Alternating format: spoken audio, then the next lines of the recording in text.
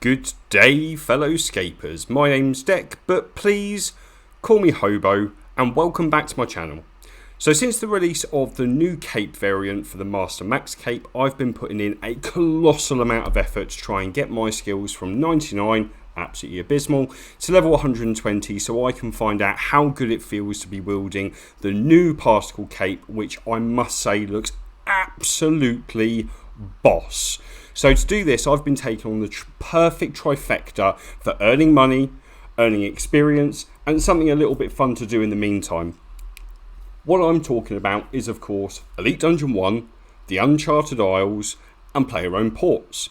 Now, I've been focusing primarily on doing woodcutting, mining, and divination for my Uncharted Isles for the experience, and funneling the chimes back into player-owned ports or back into finding my perfect claimed island to make this experience even easier.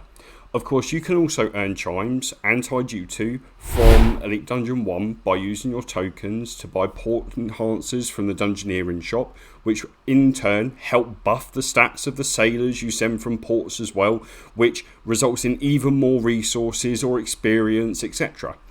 Now, what I didn't realise is that Elite Dungeon 1 was hiding a very dirty little secret, which up until now, at level 115 Slayer, I have not been using, and ever since I found out, I've been kicking myself.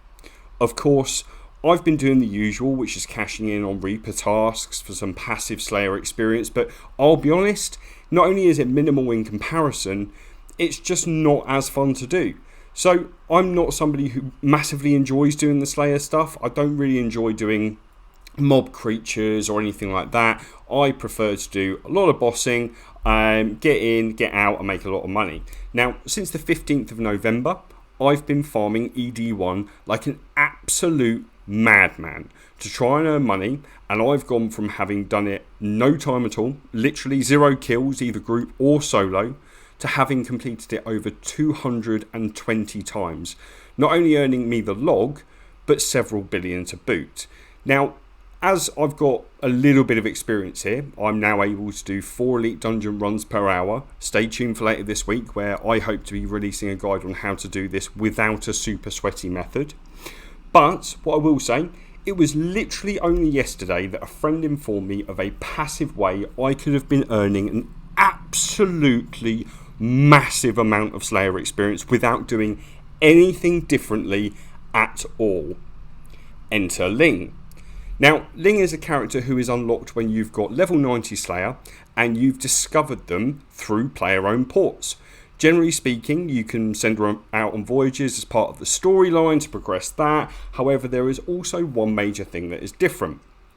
When you unlock her through player-owned ports, she appears on the Amanishi Island near where the boat would make port, and she offers something truly special. You see, Ling is an assassin. She treads the shadows looking for something to kill, and will not only do that, but she will offer out Slayer contracts of her own. These Slayer contracts you can do every single day, and they will always reward you with Slayer experience, and they will always be from creatures in Elite Dungeon 1. Fantastic. I've done more than 220 dungeon runs without ever talking to her, and using my method, I kill around 35 of these blighters every time I run the dungeon. Her most basic contract will offer you 30,000 Slayer experience, which means I have missed out on a whopping 6.6 million experience. I'm 35 million experience away from 120 Slayer. And it was only yesterday that I was thinking of ditching ED1 and chasing log for Elite Dungeon 3 instead. Go me. Now, if you're interested in earning a little Dungeoneer experience chasing tokens, or even want some extra money, do not make the same mistake I did. Right now, I'm chasing more cash, and after every single run, of which I do 4 per hour, I'll be netting myself 120,000 Slayer experience passively for doing absolutely nothing different.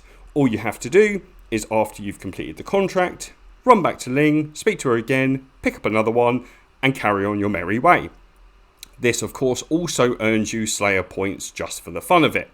So, Like I said, if this is something that's going to be of interest to you or helpful to you, I really hope that me finding out the hard way means that you found out the easy way.